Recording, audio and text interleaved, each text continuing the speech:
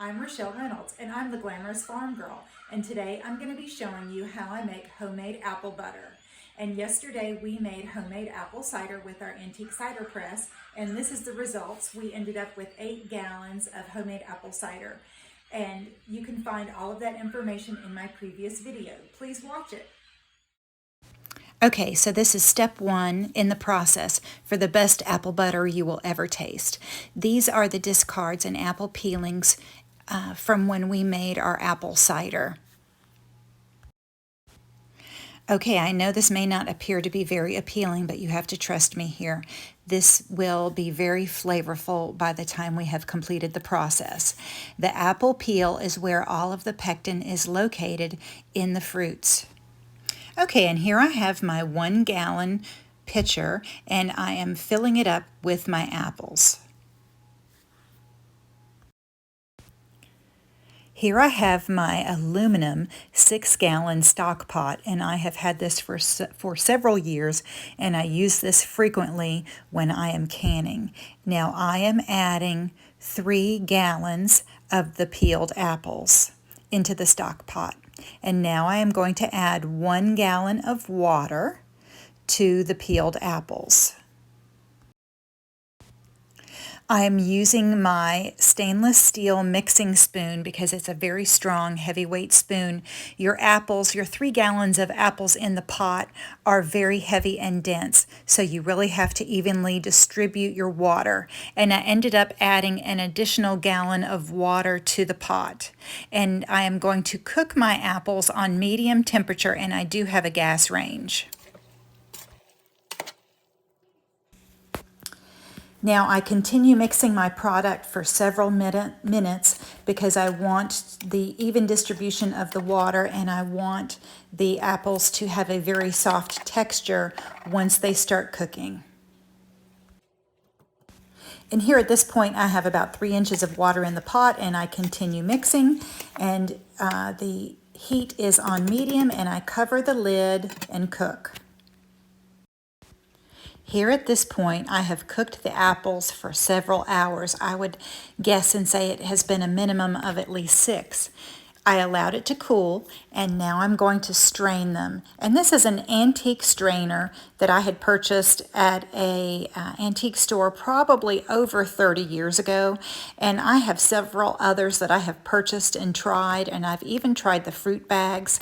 But let me tell you, this one with the cone is my favorite, and I use it every time now. And you can see it's very dented just from my use. I use it every time I can now, and I just love this one. It happens to be my absolute favorite design.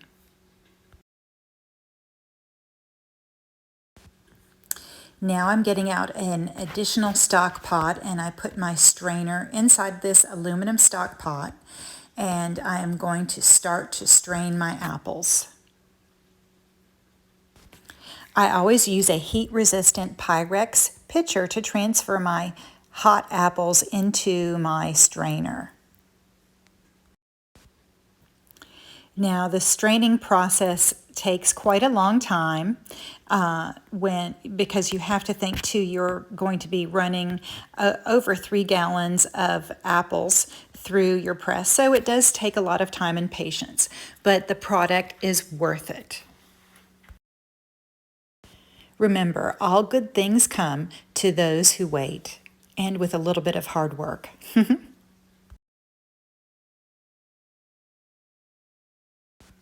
One of the little tricks that I've learned over the years from my canning experience is that Pyrex pitcher, the handle hangs perfectly over the side of your stock pot. And I do this just to keep the stickiness, the sticky residue off of my countertops. It just hangs there perfectly.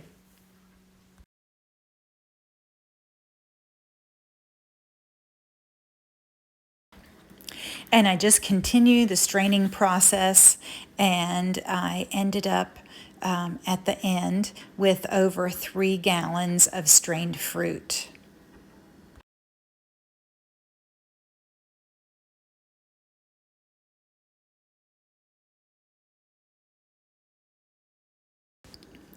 And here I am, I'm ending the lengthy process of straining. And here you will get an idea of what your leftovers will look like. I take my puree and I transfer it back into my clean 1-gallon pitcher. And then this is my secret weapon, guys, with the best apple butter is an immersion blender. I take my time so that I don't splash, and I blend my apples thoroughly.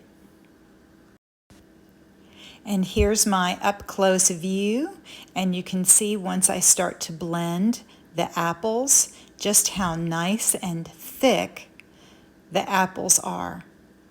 It almost looks like pudding at this point, and it has a very glossy look to it. We have now completed the preparation process, and now we're going to be going to the slow cooking. I cook all of my apple butter in my crock pot. I set my temperature to low, and I set it for the longest length of time. I set it initially for 10 hours, and then I set it again for another 10. So I cooked all together for about 20 hours. And my recipe is, to the apple puree, I add 5 cups of sugar and 4 tablespoons of cinnamon powder.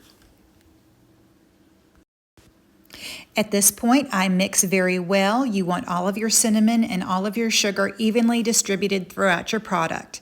And I add the lid and I leave an air gap in between. And here's my final product. It cooked for 20 hours total.